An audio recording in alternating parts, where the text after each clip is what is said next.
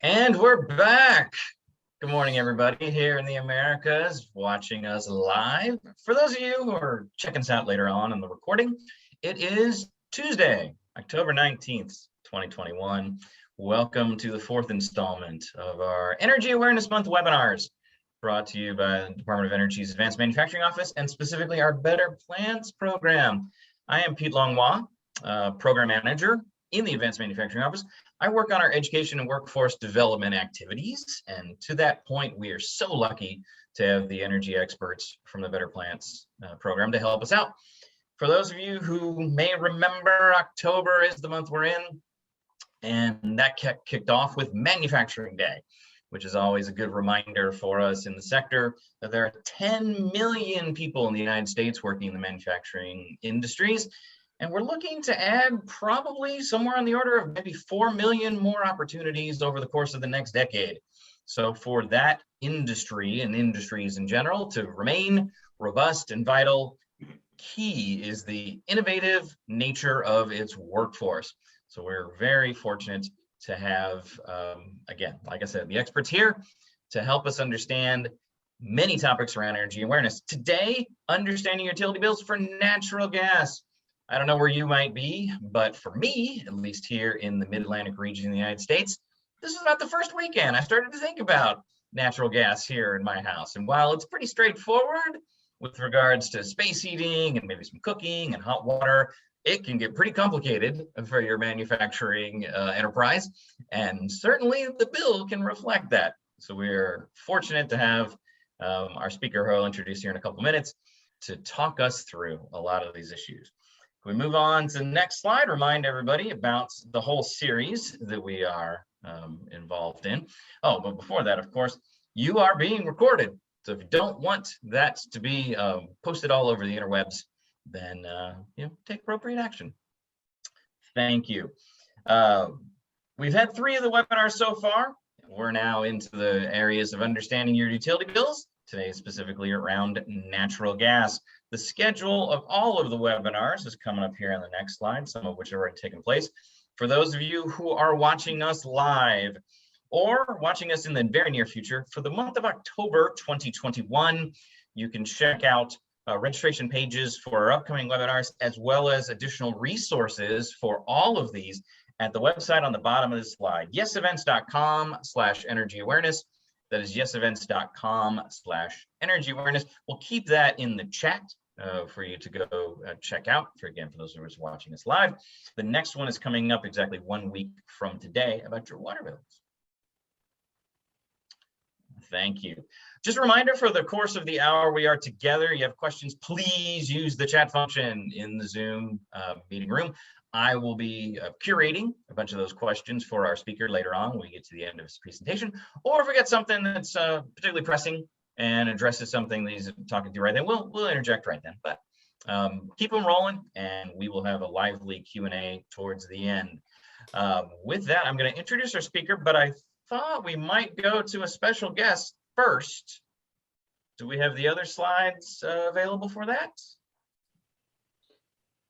Well, Pete, if we don't, that's all right, Pete. I might be able just to chime in without slides. That's not a problem. All right, well, okay, yes, then I will introduce our speaker after you do that. So here we go. Eli Levine, Program Manager for the Better Plants program, telling us about something new that we're doing at DOE. Yes, thank you. And just to respond to the one question we've seen already, all of the recordings will be available to watch. We are in the process of transcribing all of the recordings so that they are compliant with the Americans with Disabilities Act, and we're able to post them on the web. But just as soon as we have that, we'll be posting all of the recordings that we have so far. Although I don't have these slides available to share with you, I am very excited to talk about a new initiative that we are in the process of launching at the U.S. Department of Energy, and that is called the Better Climate Challenge. This is a new initiative to work with organizations on decarbonization of their systems, and this is all across all Better Buildings and Better Plants. So everyone from the commercial real estate, multifamily housing, schools, prisons, everybody, we want to work with you. And then specifically for our industrial sector, Better Plants wants to work with you on your carbon goals. So through this Better Climate Challenge, if you're interested, we are focusing on Scope 1 and Scope 2 emissions. We're asking for no offsets. We're allowing you to do a baseline of up to 5 years back, but we are challenging you to set a portfolio-wide reduction goal of carbon emissions of at least 50% over 10 years. So if this is something that you were interested in, we are very excited to work with you. Helping you set and meet ambitious carbon goals is something that we are very excited about. It's what a lot of companies are thinking about, is how we're going to tackle this climate crisis that we are all facing. So more information to come, but if this is something you are interested in, please contact me, please contact the Better Plants team. All of our contact information will be at the end. But through the Better Climate Challenge, we are interested in helping you set and achieve ambitious decarbonization goals of up to 50% over, of over 10 years. And we will provide, if you could skip forward 2 slides, we will provide technical assistance. We'll help you track and measure it. We'll collect and share best practices and highlight successful replicable strategies, facilitating this type of peer-to-peer learning that Better Buildings and Better Plants have become known for, as well as providing that national recognition for your leadership. So if any of this interests you, if you're willing to set a 50% reduction over by 2030. And the other thing I want to flag is we recognize for the energy intensive manufacturing sectors, a 50% goal is not presently realistically achievable. And so we will work with you to set a more realistic goal of 25% by the year 2030. So if this interests you, please reach out to me. We are happy to engage with you on this. We are looking to make an announcement in very short order. So this doesn't mean it will be your last opportunity to join. There will be ample opportunities to join, but if you are looking to get in on the ground floor and have be included in that initial announcement in 2 weeks, please reach out swiftly and we can send you the partnership agreement. There's more information on the web about all of this as well. So thank you very much. And I hope you'll be able to join with us on this Better Climate Challenge as well. Next slide. Why join? You hopefully know this. It's good for your organization. It's important for market transformation. You can leverage technical assistance and all the tools and resources DOE has to offer. And we are looking to amplify your story and recognize you as a leader. So I appreciate you allowing me to cut in and talk about this new initiative. And Pete, I will turn this back over to you to introduce Senthil, who is our expert for today. Perfect. Thank you, Eli. We are very much looking forward to this expansion of the ways that we can provide additional technical assistance to help you meet your carbon reduction goals. With that, we are joined today by Senthil Sundaramurthy from Oak Ridge National Lab. He is an associate R&D staff member and technical account manager for the Better Plants program at RNL. He holds a master's degree in industrial engineering from West Virginia University, Go Mountaineers, where he was involved with their industrial assessment center. Prior to working at Oak Ridge National Lab, he worked at Hudson Technologies, providing energy assessments, technical assistance, and leading custom engineering projects. Senthil is a certified energy manager and a certified qualified specialist in the areas of process heating and steam, and the perfect person to walk us through our natural gas bills. With that, I will turn it over to Senthil. Thank you, Pete. Appreciate the introduction. I just want to make sure a couple of things. Can you see my screen and can you hear me okay? I can hear you okay, and I'm trying to switch screens to make sure I can see the screen. Yes, we can see you. Okay, perfect. Good morning, everyone. Appreciate you spending time to attend this presentation. So today's topic of discussion is going to be understanding your natural gas bills.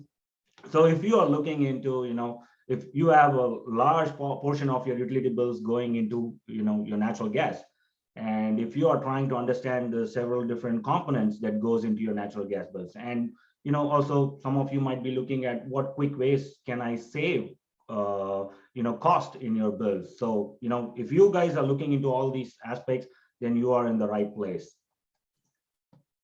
Before I go into the topic of discussion, I would like to give you a little bit of overview of what we do through the Better Buildings, Better Plans program. For some of you in the call might already be partners and may very well be aware of all the resources that are available for you and what we do through the Better Plans program. But for those who are not, this might help them to understand, what we do through the Better Buildings program. So Better Buildings, Better Plans program is a public-private partnership between US Department of Energy and manufacturers. And it was basically established to help manufacturers and other industrial partners to improve their energy intensity. So it all started with energy, and over the years, Better Plans evolved, and Better Plans introduced several other initiatives in terms of water savings and also to reduce waste. And built on the success that it found through the energy program. And again, one of the recent initiatives, like Eli mentioned, on the Better Climate is focusing towards reducing partner Scope 1 and Scope 2 emissions. So from a benefits perspective, partners will get to work with technical account managers assigned to them, who will help them to utilize several resources available through the Better Plans program, be it calculators or several softwares that help them to reduce and find opportunities to save energy and reduce water intensity or waste. And not only that, they also can take advantage of the diagnostics tool program, where they can they can actually borrow instruments at free of cost from us. And there are several other guidance documents similar to what we are talking today. There are several other guidance documents that partners can leverage to help achieve their sustainability goals. And not only that, there are training opportunities where through in-plant trainings, partners get to learn from the experts, where experts go to partner site, spend time and go through significant comprehensive training for them to do energy assessments and identify opportunities. And not only that, as partners go through this process, once they achieve their goal, they'll be recognized as goal achievers. And not only that, along the way, they also have other opportunities through the Better Practice and Better Project awards, where if they implement any better practice or better projects, they can nominate themselves to for these award opportunities. And last but not the least, they also, US Department of Energy has several labs where we have technology days where partners can come in and look at, gain firsthand experience on some of these new emerging technologies that are in the market. And not only that, through the Industrial Technology Validation Program, they can engage in a full-scale pilot to test out these emerging technologies or new technologies and validate the savings and know that what was being promised is what is being delivered. Under the Better Plans umbrella, we have close to 250 partners, and we have partners in almost all 50 states. And our partner portfolio varies anywhere from wastewater treatment plant to pharmaceutical to automotive manufacturing companies. But from a partner perspective, they get to have networking opportunities. They get to learn from others and share best practices through the Better Plans program. And that being said, so this guidance document is one amongst the series of other guidance documents that we are releasing this month. Last week, you heard from my colleague, Chris, talking about the electricity bills. And next week, you'll be hearing from Alex, who is going to be talking about the water bills. So why are we here, right? Why are we talking about natural gas? Natural gas bills can be really complex and can be really hard to decipher because there are so many players in the market and there are several different components that goes into your natural gas bills. And some charges you might see every month and some charges you might not, and not one size fits all, right? And big companies or large industrials may have several different components compared to small industrials or even commercial and similar to residential. Uh, so our goal is to put together a document that is easy for our partners and all of you in the call to understand and hopefully gain some knowledge on ways to reduce your utility cost. Back in the days, coal used to be a dominant fuel, but coal had its own problems because it has it had harmful emissions, and then the process itself was not efficient. Then, eventually there was a shift that happened towards natural gas, and natural gas is a way better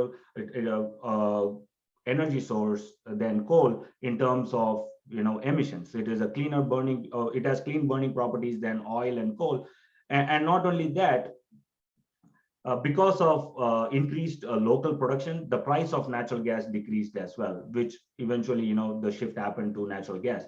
A little bit of history here.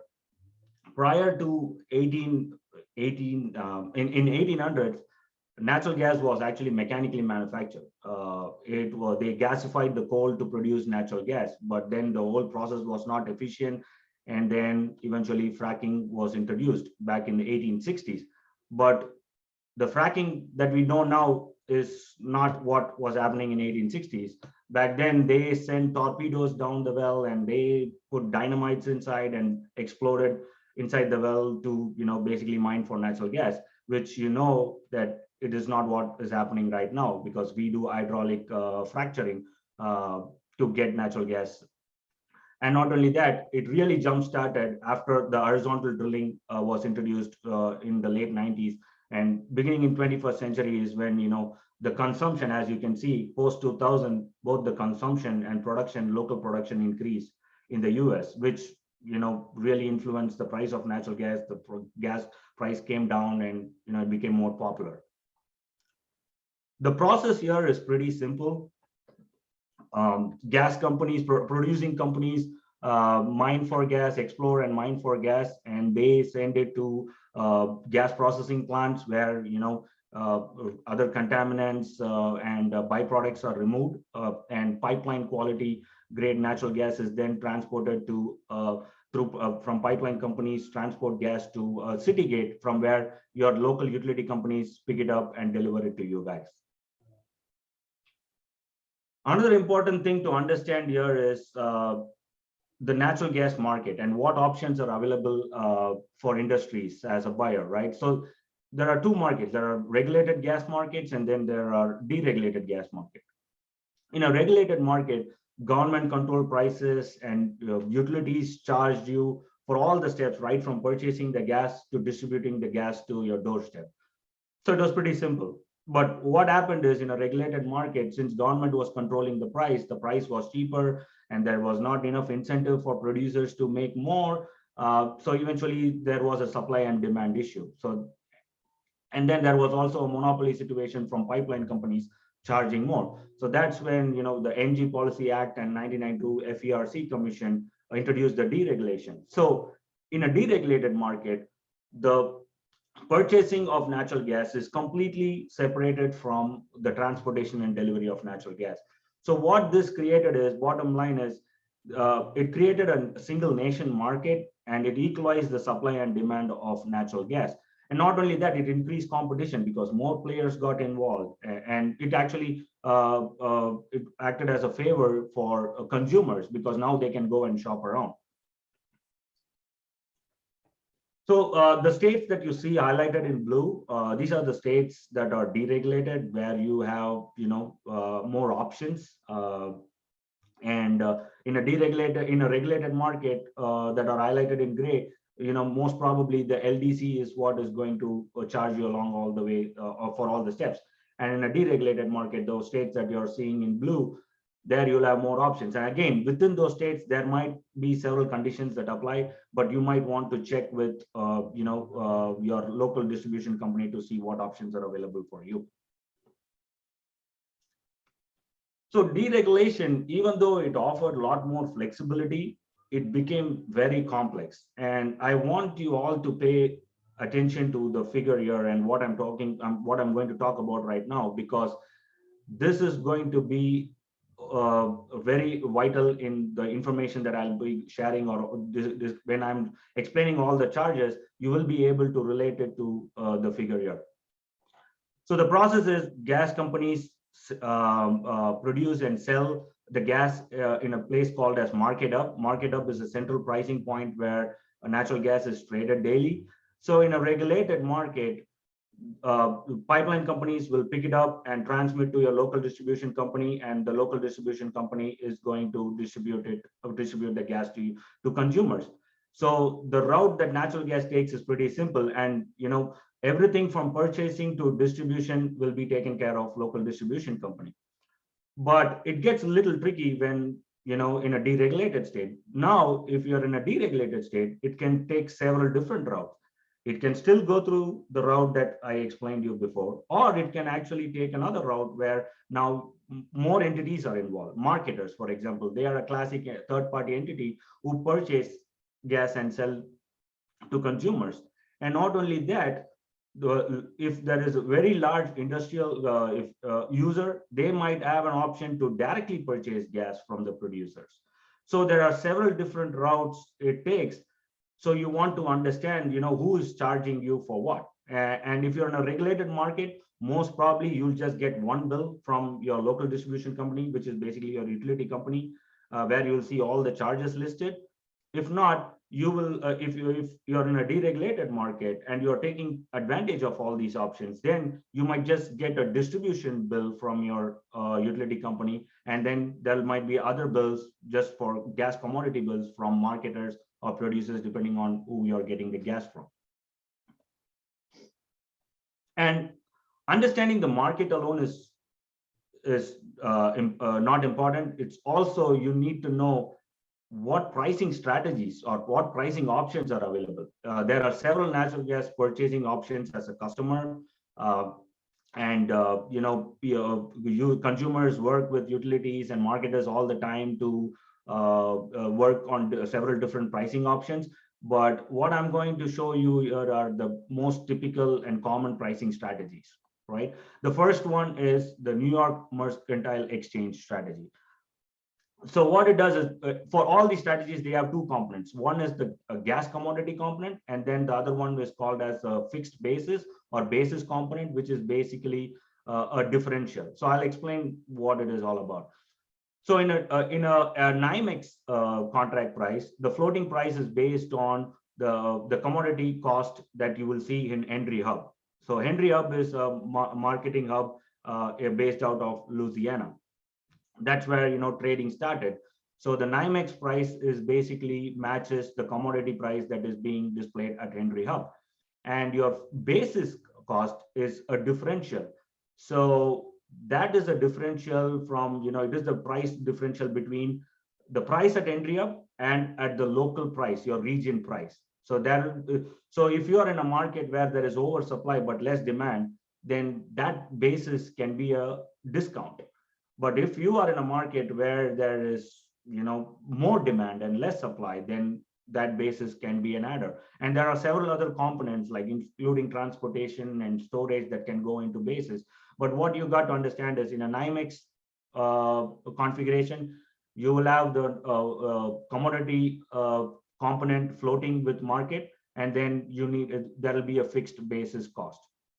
And index price is similar to a NYMEX contract, whereas in index price, your gas commodity cost is not only based on Henry Hub, but it could be several other hubs depending on where you're located. So the closest hub, so your price might be representative of the closest hub to your facility. And the basis, again, it's the same concept, but in this case, you can float your basis part of the cost as the market. And fixed price, as the name indicates, both the components, both the commodity component and the basis components, are fixed. So if you are a customer who will have a very good idea of your natural gas usage, who estimates usage, then NYMEX contract might work for you.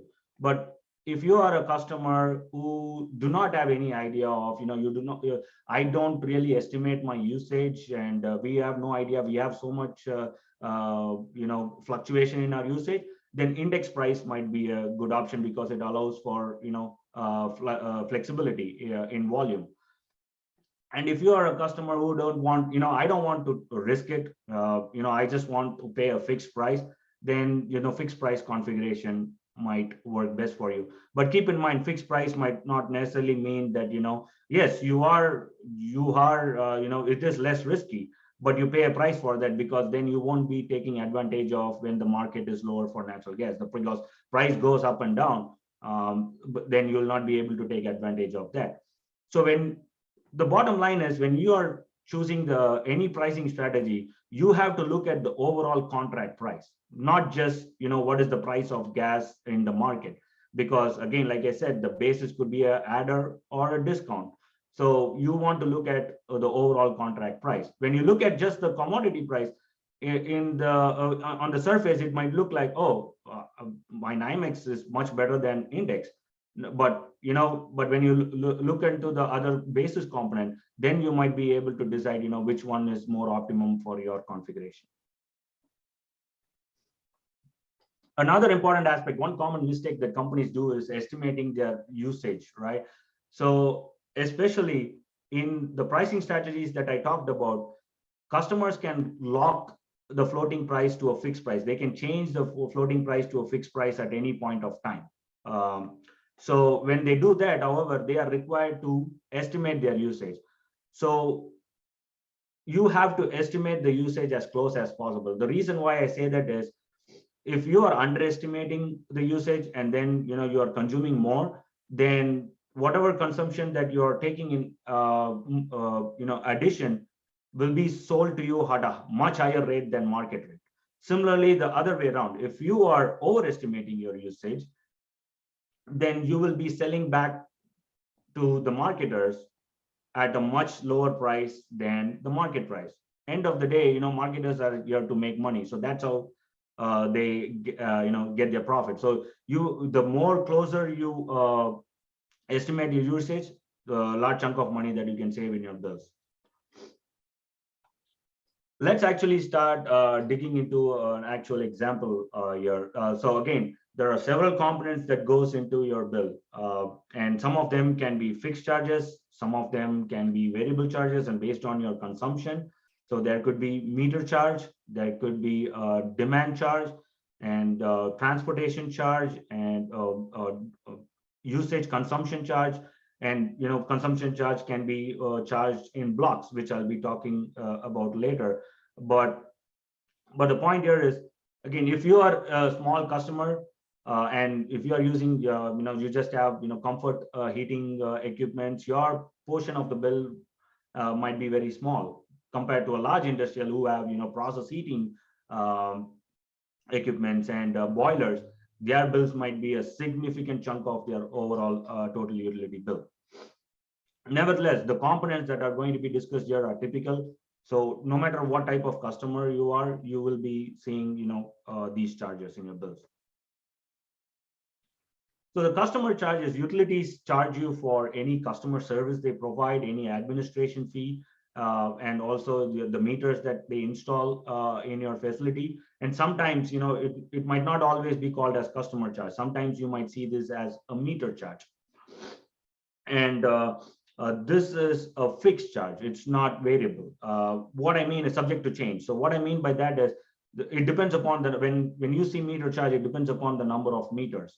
The more meters you have, the more the cost is. Similarly, if you have a bigger line, larger line coming into your facility, then more the cost of the meter.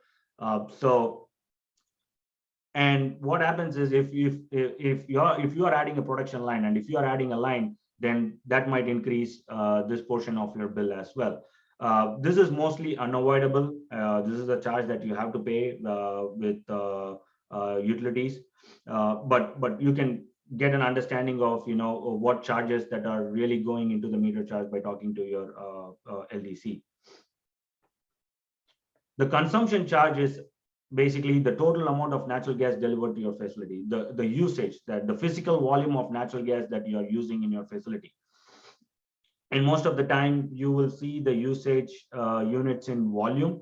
but typically if you are doing any sort of analysis, you do it in an energy unit. So you can easily convert the volume to energy unit with the BTU factor or energy factor that you will be seeing in your bills. And I'll show the conversion as we go along this presentation. But again, these charges can be shown as gas recovery cost charge or purchase gas cost, or it can be called as several different charges. And again, these charges will be in blocks. Sometimes it will be just a standard rate. All your consumption will be charged at a flat rate, or sometimes the consumption will be broken down and you'll be charged in blocks. So I'll be talking about more about this in the rate structure. And keep in mind, the charge that you see, the rate that you see as consumption rate, is basically coming from the pricing strategy that we talked about. So the consumption cost is going to be heavily influenced by what pricing strategy that you chose initially in your contract. The NYMEX, the index, and fixed pricing. So that is what the cost that you're seeing, the rate that you're seeing is coming from the pricing strategy you choose. So the more optimum pricing strategy you choose, the more you can save on the consumption charges. So maximum daily quantity is something similar, but a little different than what you see as demand charges in your electricity bills. So what it means is this represents the quantity that a buyer can take from a supplier at any given day. So this is the maximum quantity that a utility is obligated to send to your facility. Anything more can be interrupted. They will probably supply you more, but you have to keep in mind that the additional amount can be interrupted. And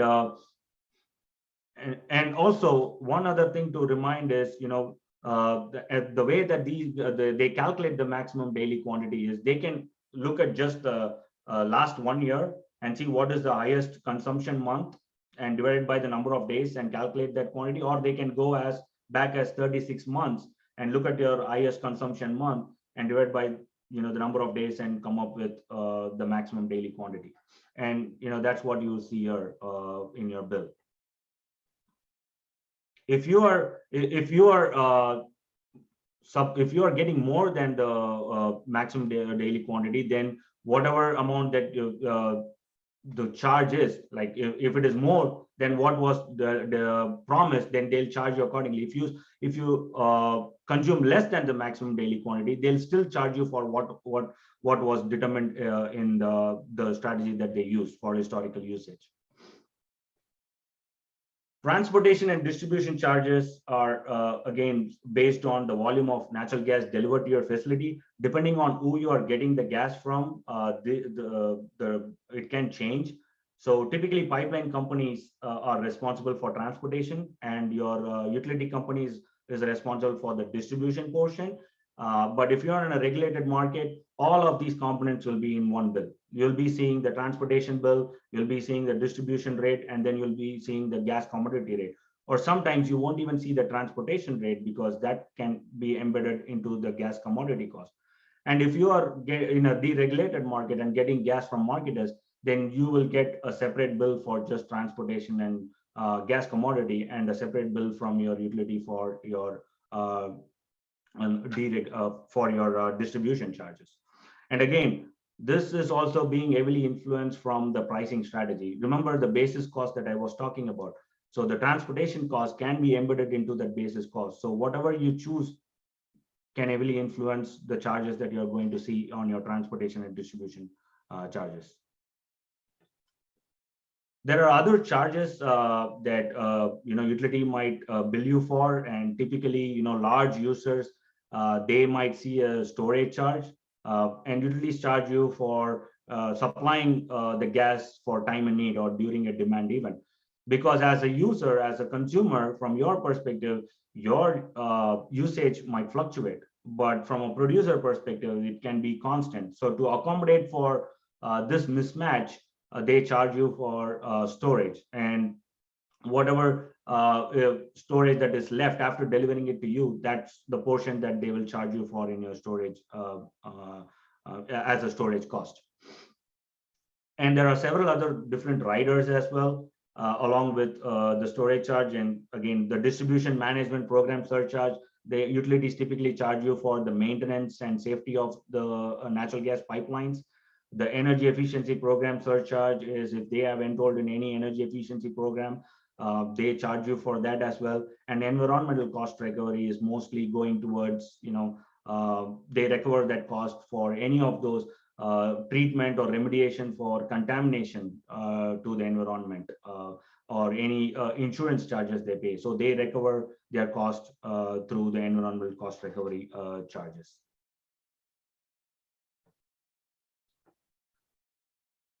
There are other non-energy charges that you might see in the bills. When the customer fees, the metering fees, like we talked before, that is not related to your consumption. So that might be a non-energy charge, and there might be other charges like late payment fees that you might see, and due to lack of funds, they charge you for that as well. So you might see those charges, and these might not be a recurring charges. So sooner you identify it, you will not be seeing this component in your bills, and sales tax as well.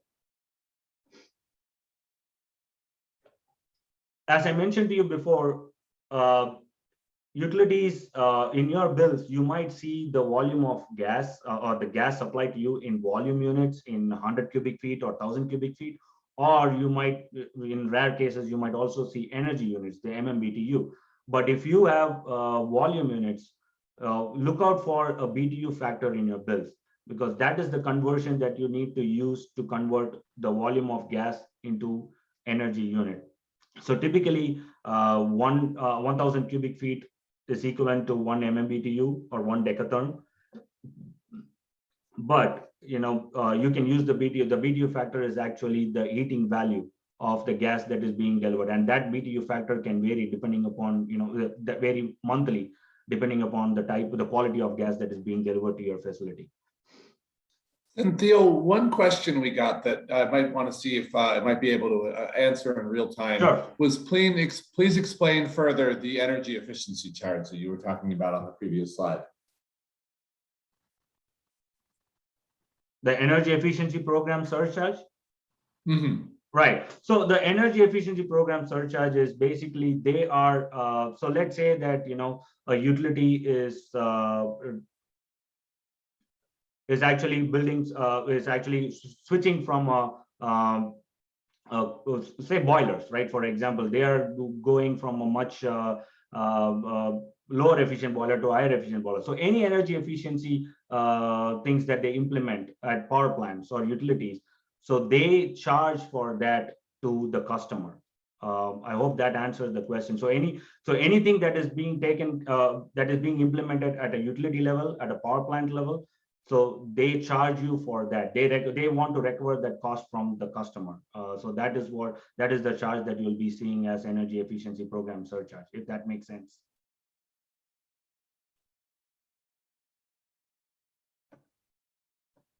You got a thanks in the comment. Onward. Perfect.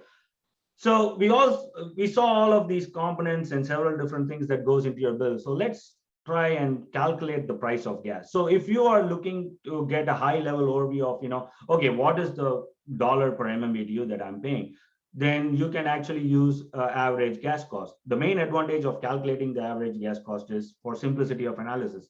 It does not require digging into specific charges as fixed or variable cost.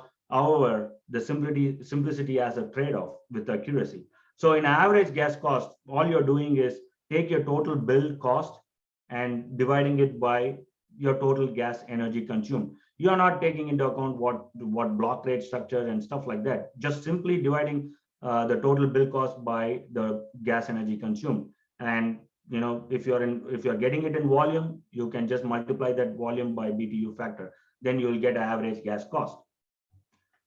So average gas cost can give you ballpark numbers for large industries who have less fixed costs and more variable costs, but the error tends to increase for medium and smaller industries where the fixed charges are major or equal to the variable charges.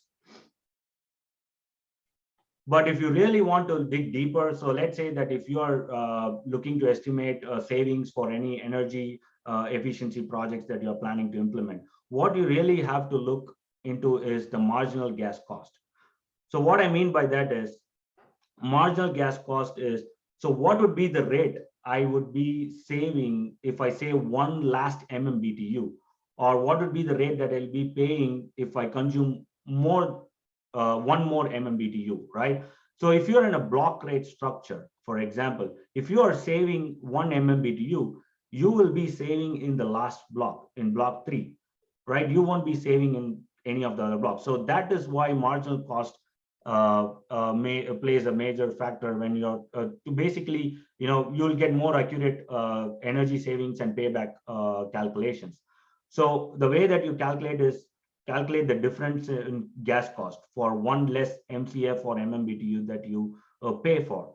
So take that and then take the calculate the environmental charge and tax for the MCF reduced, and then divided by the per MMBTU, basically what is the cost that you will pay for one less MMBTU, and multiply that by the BTU factor. So if you are saving less than 15, so in this example 15,672 MCF, if you are saying less than 15,672 MCF, you can use this, right, marginal cost. But if you, let's say if you save 20,000 MCF, so in that case what you have to do is you have to do a weighted average. So whatever 15,672 and whatever is left, like for 5,000 in 20,000 blocks. So you have to take a weighted average on those two blocks and come up with a marginal cost. So for the same example, we saw average cost is showing us 4.57 per MMBTU, whereas marginal cost is showing 3.94 MMBTU. That's 13 to 15% difference. So you can be off in your analysis, payback analysis and savings analysis by whatever percentage that you are seeing between the difference in average cost and marginal cost. So if you are looking for any energy efficiency programs and want to estimate savings, marginal gas cost is what you need to use in your analysis. Before you do any sort of analysis, calendarization is something that you need to think of. So what it means by that, what calendarization means is you are normalizing your gas consumption for billing periods. So let's take a classic example, right? You are trying to come up with energy intensity, MMBTU for the products that you produce.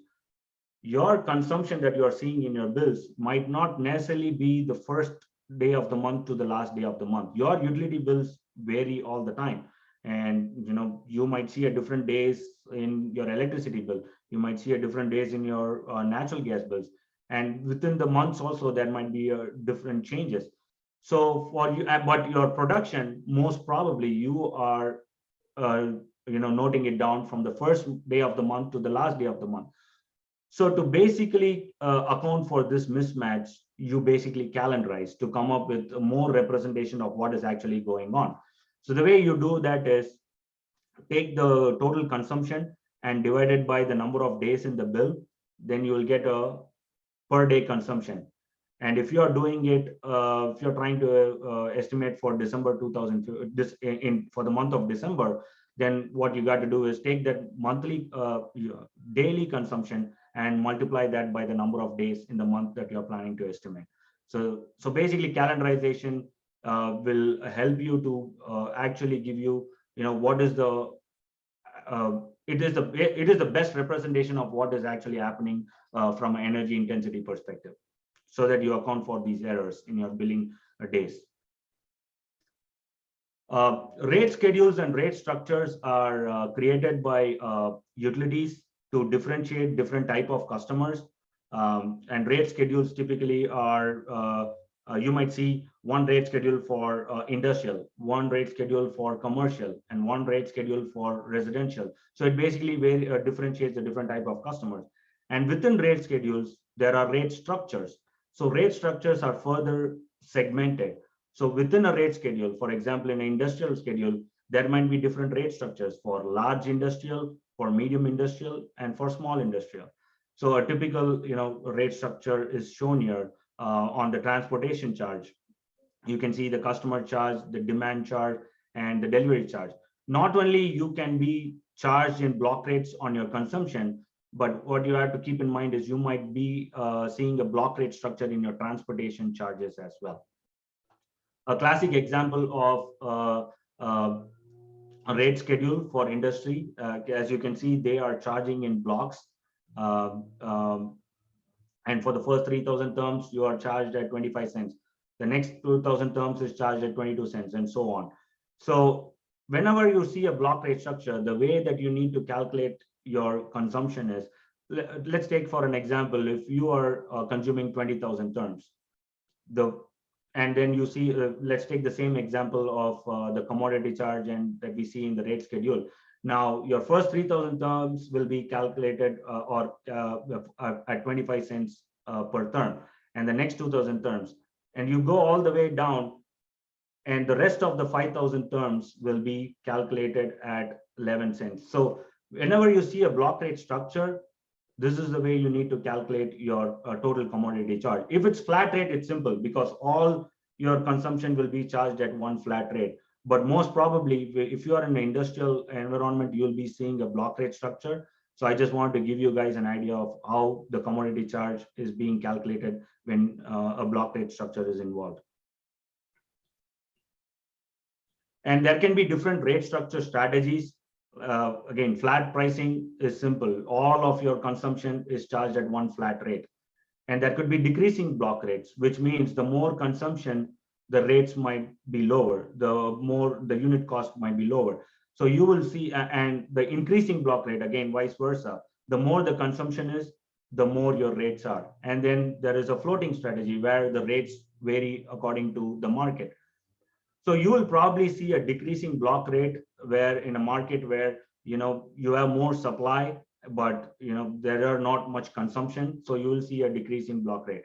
And where you see increasing block rate is where in a market where you see the supply is less, but there is more demand. So utilities want you to manage your consumption, which is why they do the increasing block rate strategy. There are several things you can look for in your bills to identify opportunities. The savings are relative and depends on the size of the facility and usage of natural gas. You don't necessarily have to spend money to realize these savings, but with a little bit of planning and getting into a granular level analysis on your bills can help you achieve your savings. I'm going to dig a little bit deeper on some of these high level opportunities that you can implement. So if you are in a deregulated market, take advantage of it. Shop around for competitive pricing and see which marketer offers the best price and what makes sense for you as an organization. Rate structure is critical when looking into alternatives, and try and recreate the bills to see if there is a real benefit. You can take multiple. Again, there are multiple components that goes into the bills. So compare the prices and recreate the bills and make sure that if you are getting the right benefit in your bills. Get into the nitty-gritty details. The biggest opportunity along with shopping and negotiating with suppliers is to find the right purchasing contract. Remember what I talked about, the purchasing strategy, NYMEX, index, and flat rate. So make sure what aligns well with your organization goals, and calculate the contract price instead of just looking at the market pricing, and make sure that you choose the more favorable strategy. Also in a deregulated market, in an optimum rate selection is another strategy that you can see. As an industry, you have changes happening all the time. There might be operation changes, you might shift products, and your operation hours can alter. So there are several different changes going on. However, make sure that changes are actually being captured by your utility. What I mean by that is, if you are having, so let's say you are consuming 50,000 terms or 40,000 terms, right? So you will be in a medium general service rate structure. Let's say if you add a line, if you add another production unit, right, you will be consuming more. So you will go under the large general service. You might jump to a large general service, which might end up being a lot more favorable than medium general service, right? So make sure that you account for the changes in operations, and so that again, there are different rates and for different rate schedules. make sure that you are choosing the right optimum rate structure for your facility and for your operations. Depending on which state your facilities are located, you might be eligible for sales tax exemptions. Usually you need to do something called as a predominant use study, which will help you to prove that certain percentage of your usage goes into manufacturing your product. In that case, you can apply for sales tax exemption, and you might be eligible for partial sales tax or even fully. The graph in the left, the map in the left indicates the tax rates. The bluer the state, the more the sales tax rate is. And the one in the right, you see, those are the states with sales tax exemptions. The ones highlighted in blue are the states with state tax exemptions. The one in green, they do not have any sales tax. The one highlighted in red, they do not allow for any sales tax exemptions. And Illinois is still, is having some exceptions with some conditions applying. But if you are in a state that allows you for sales tax exemptions, undergo a predominant case study, use study, and then you'll be able to save significant amount in your sales tax. And the more bluer the state is, the more amount of money you can save, depending upon the type of customer you are, large or small or medium. Tracking your natural gas usage is another best practice, which will help you to identify, anomalies in your operation. DOE offers a couple of tools that can help you to do a top-down and bottom-up approach, where you can see how much gas you are getting and where is the gas going, and what equipments are consuming what is the usage from a system level. So, you can identify the energy footprint tool is a tool that is free of cost for partners, which will help you to identify any gaps in your usage, any gaps in your purchase versus usage. And the Energy Performance Indicator tool is another tool which will help you to identify what is your energy intensity. And if you are seeing any anomalies at the energy intensity level, and help you identify opportunities there as well. There are other opportunities, late payment fees. I can tell you, it is so surprising to see many people oversee these late payment fees, and it can be pretty significant. It can be as much as 5% of your total natural gas bill. So make sure that if you are seeing a late payment fee, bring it to the attention of your to your administrative department and make sure that they fix that. And credit assurance refunds is another opportunity for you guys. So what happens is, if you are purchasing a facility and if you are trying to establish your relationship with the utility that is supplying gas to that facility, right? They might ask you to deposit a certain amount of money as a credit assurance. But many a times, if customers miss it, utilities don't refund that money. They typically refund that money within 6 months or 1 year period, or they can give you a credit in every month bill. So make sure that keep track of the credit assurance refunds and talk to your utility to get it back. And demand response program is again, utilities credit you for curtailing and managing your consumption during peak demand periods. Right now, very few states, California and New York, some utilities in California and New York offer this demand response program, but it is rapidly expanding. To summarize, natural gas is being a predominant fuel in industries. In fact, the usage is 3 times more than electricity and 10 times more than coal.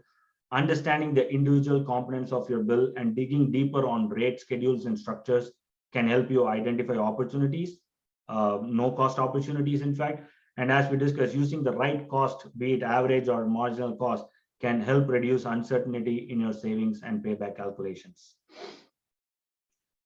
So what next steps you can do? Go back to the basic, go to your bills, collect data on your usage, collect data on production and other variables that influence your usage, and understand what rate structure you are in, what rate schedule you are in, and see what pricing strategy you have with, be it, if you're getting it from a marketer, if you're in a deregulated state, see what pricing opportunities that you can take care of or take advantage of, and recreate the bills, shop for marketers, negotiate with them. And if you are going on a fixed strategy, make sure that you estimate your usage as close as possible. And these are some of the savings that can, overall, by just recreating your bills and following these cost saving strategies can result in significant savings in your bill. If you have any questions, again, I know that, we covered a lot of information in a short period of time, but you can download the Understanding Your Utility Bills. I think Pete will share you the link very shortly. So it has a lot more details. And if you have any questions, please reach out to your technical account managers, or you have my contact information, so you can reach out to me. Thank you. Thank you all. Senthil. Oh, appreciate that. Yeah, I find this stuff fascinating and scary and frustrating. And why does it have to be so complicated? Thank you for moving on to this, because I do want to leave up here for a few minutes the contact information, both for myself, for anything that relates to the Advanced Manufacturing Office. That's me right there on the top. Senthil there in the middle, and Eli Levine for the Better Plants program as well. I find the whole rate structure and pricing structure thing both fascinating, but probably something that is just overlooked way too much. Here's my question, maybe for a smaller manufacturer that has multiple facilities, and assuming that they're nearby and they're in the same distribution area or what have you. Would they typically do one rate structure for everything, and pricing structure, when in fact it might be to their benefit to really dive down into the specifics of each location? Or is it something where you do normally set it up by location and look at it that thoroughly? Normally it is beneficial, or it is actually they do it by location. It does not matter for your company. It depends on each location where your facility is being located, and it works better in customers' favor, especially if they are in a market where there is oversupply but there is no demand. Then they will have a much lower rate compared to a market where there is high demand and there is less supply. So typically it will go for each facility where they are located, and that is what is beneficial for customers as well. Thank you. You mentioned something early on about the maximum daily quantity or whatever, and I wasn't quite sure if that was something, a limiting factor in terms of how much they could actually get, or it had been a number set because it was essentially similar to a demand charge that you would see for an electrical bill. Can you elaborate on that one a little further? Right. So what it says, Pete, is that is the at any given day, that quantity is what your utility is obligated to send to you. Anything more than that, they will probably send it, right? And they'll charge you in the future months. But they don't have the right, or they are not obligated, or you don't have the right to get more. And it might be interrupted because, if there is any demand event, they want to address that event rather than supplying it to you, if it makes sense. Thank you. But let's say it doesn't have the potentially massive impact on your bill as a demand charge would on your electric bill, correct? It can be significant because they are looking at it depends upon what strategy they are using to calculate that maximum daily quantity. They can look as far as 1 year, or they can look at the last year consumption, or they can look as far as 36 months consumption. So if you had a demand event like 2 years back, that can still hit you. Okay. So you'll want to make sure, obviously, you mentioned a lot about the marginal cost, and that's really good to understand. But you also would want to avoid a spike that would set a new max daily level. You're going to be paying for that for up to 3 years. Right. And that is the whole concept of the demand response program that I was talking about, because typically utilities want you to curtail your usage and manage your usage during demand events. So getting into those programs will help you, save money in your bills. All right. Thank you for that. We're coming right to the top of the hour. Thank you for joining us so much. And thank you, Sentil, as well as your collaborators on the work on this at Oak Ridge National Labs. We appreciate the effort. And as he mentioned, anybody, of course, is a Better Plans partner, please contact your technical account manager for additional help. And if you're not a Better Plans partner, you might want to think about being one. But we will certainly be responsive to any questions you have and can point you in the direction of more resources free of charge. Just reach out to us at the email addresses that you see. We've alluded to the prior webinar last week about understanding your electricity bills. Thank you for that. And you can catch all of the webinars recordings will be posted eventually once we have everything set up with the transcriptions on our Better Building Solutions Center web pages and other DOE Better Plans resources. The next one coming up in 167 hours for those of you here with us live, Understanding Your Water Bills, Tuesday on October 26th. Join us again then, and then there'll be another presentation on Thursday, the 28th, to wrap up our Energy Awareness Month activities. Thank you for joining us. Thank you again for our speakers, Sentil and Eli Levine, and have a wonderful rest of your day. Thank you all. Thank you. Appreciate it. Take care.